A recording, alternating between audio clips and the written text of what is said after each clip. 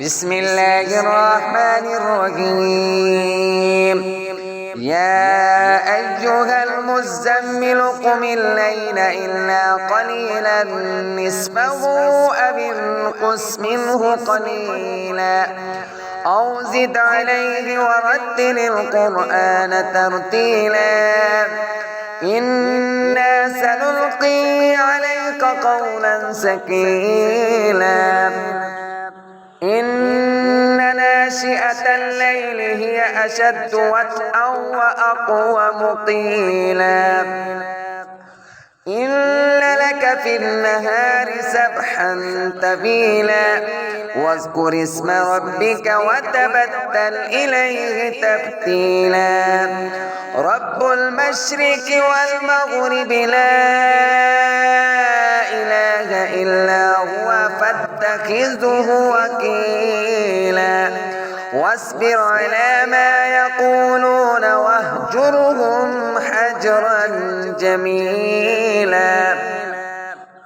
وذرني والمكذبين أولي النعمة ومهلهم قليلا إن لدينا أنكالا وجحيما وطعاما ذا غصة وعذابا أليما يوم ترجف الأرض والجبال وكانت الجبال كثيبا مهيلا إنا أرسلنا إليكم رسولا شاهدا عليكم كما أرسلنا إلى فرعون رسولا فعسى فرعون الرسول فأخذناه أخذا وبيلا فكيف تتقون إن كفرتم يوما يجعل الولدان شيبا السماء منفطر به كان وعده مفعولا إن هذه تذكرة فمن شاء اتخذ إلى ربه سبيلا إن ربك يعلم أنك تقوم أدنى من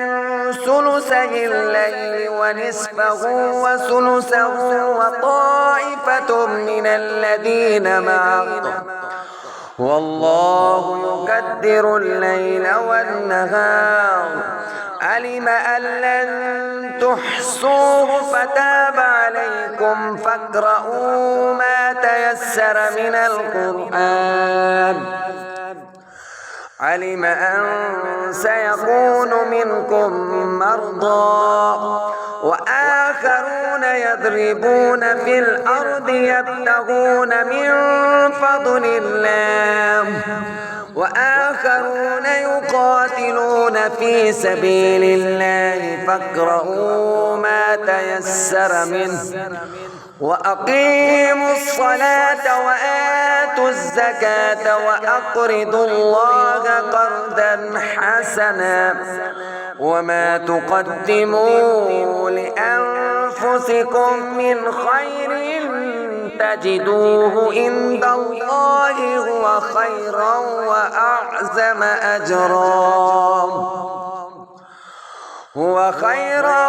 وأعظم أجرا واستغفروا الله